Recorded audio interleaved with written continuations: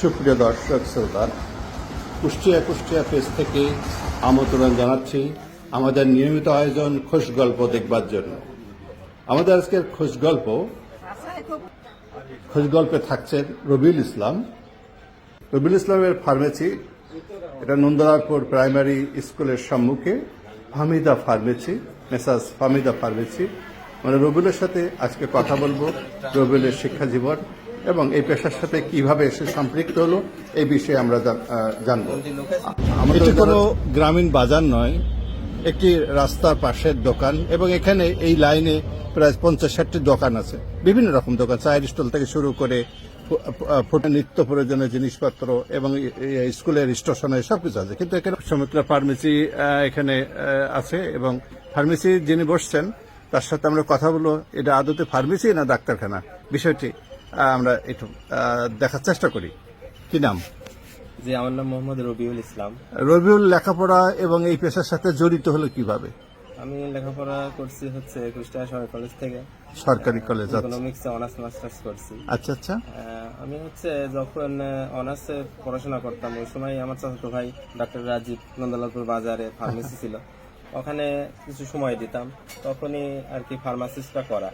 তারপরে পড়াশোনা pharmacist already করা আছে। হ্যাঁ, ফার্মাসিস্টটা মূলত তখন করা। বললো যে ভাই তুই এটা করে রাখ, ভবিষ্যতে কাজে দিতে পারে। তারপরে আমি ওটা অনার্স লেভেল থেকেই করছিলাম। পরবর্তীতে অনার্স শেষ করে ঢাকায় চলে গেলাম, চাকরির পিছনে দৌড়ালাম। কিছুদিন চাকরি করলাম 2 বছর যাবত। পরবর্তীতে করোনা চলে আসলো বাংলাদেশে। করোনা আসার পরে তো চাকরি বাকরির অবস্থা খুবই খারাপ। ঢাকাতে থেকে তো তখন আর কি সম্ভব হচ্ছিল না। পরবর্তীতে গ্রামে এসে তো বসে থাকাও তো একটা, তখন ফ্যামিলিতেও কিছু দেখভাল করা লাগে। ভাবলাম যে যেহেতু ফার্মাসিস্ট করা আছে, একটা দোকান করে বসি। তখন দোকান করলাম। তারপরে পাশাপাশি মাস্টার্স পরীক্ষা হলে মাস্টার্স পরীক্ষা দিলাম। পরবর্তীতে প্যারামেডিক্যাল অর্থাৎ লোকাল মেডিকেল অ্যাসিস্ট্যান্ট, যেটা পল্লী চিকিৎসক বলে গ্রামে, সেই কোর্সটাও করলাম। যেহেতু এখানে আছি, পাশাপাশি একটা কোর্স না থাকলেও মোটামুটি মানুষের কাছে পরিচিত হওয়া যায় না। পাশাপাশি প্রথমত সেটাও করলাম। পরবর্তীতে করোনার উপরে আমাদের আবার ট্রেনিং হলো, সেই করোনা মানে কোভিড-19 উপরে, সেটাও করছি। কোর্সগুলো করার ওখানে সবই সার্টিফিকেট গুলো আছে। ও আচ্ছা, এগুলো সার্টিফিকেট না? আচ্ছা, লাইসেন্স, ফার্মাসিস্ট, এটা করোনা উপরে, আর আছে আচ্ছা পল্লী চিকিৎসকের উপরে। আচ্ছা আচ্ছা। পরবর্তীতে করলাম, মোটামুটি এখানে কিছু রোগী আসে। মূলত আমার এখানে এটা মূলত ফার্মেসি। সব মিলিয়ে কেমন চলছে এবং আপনি কি ফিল করছেন বিষয়টিকে? সব মিলাই মোটামুটি আলহামদুলিল্লাহ চলছে। আছি গ্রামে, এখন গ্রামে লোকজনের কিছু দেখা যাচ্ছে প্রয়োজনীয়, অনেক মানুষের প্রয়োজনে আমি আসছি। আমার নিজের ফ্যামিলিতেও আমি সাপোর্ট দিচ্ছি অনেকটাই। পাশাপাশি ফ্যামিলিটাও একটু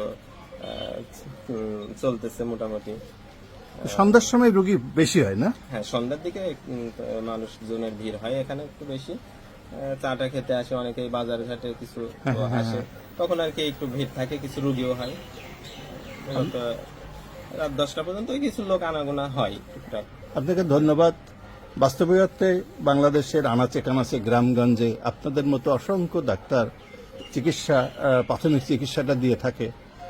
আর সবচেয়ে বড় কথা হচ্ছে আপনারা শুধু লেখাপড়া জেনারেল লাইনে মাস্টার্স করছেন, সেই সাথে এই লাইনের কিছু কোর্স করছেন। আসার কথা হচ্ছে যে হাতুড়ে ডাক্তার বললে ভুল হবে, এই লাইনে রিলেটেড জিনিস বোঝার ক্ষমতা বেশি আছে অন্যদের তুলনায়, যেহেতু আপনি জেনারেল লাইনে পড়ছেন এবং ওষুধ সম্পর্কে আপনার ধারণাটাও পড়াশোনা করেও ধারণা জ্ঞান যেটা আহরণ করতে পারবেন অন্যদের কাছে, সেটা ঠিক যথার্থ হবে না। তো এই সেবা আপনাদের এই এলাকায় সেবা দিচ্ছেন, সেজন্য আপনাকে অনেক ধন্যবাদ এবং এই সেবা চালিয়ে যান।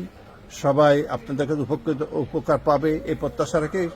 সবচেয়ে বড় কথা আছে, আপনি মানুষের সাথে খুব ভালো ব্যবহার করেন, এটা আমরা শুনেছি এবং এই ব্যবহারটা দীর্ঘায়িত থাকুক, দীর্ঘ হোক। সবার ভালোবাসায় আপনি উজ্জীবিত হবেন এবং আপনার সংসার আরো ভালো হোক, ব্যবসা বাণিজ্য আরো ভালো চলুক, এই প্রত্যাশা রেখে আমরা কুষ্টিয়া পেজের পক্ষ থেকে আপনার সঙ্গে খোঁজ গল্প এখানে শেষ করছি। খোদা হাফেজ।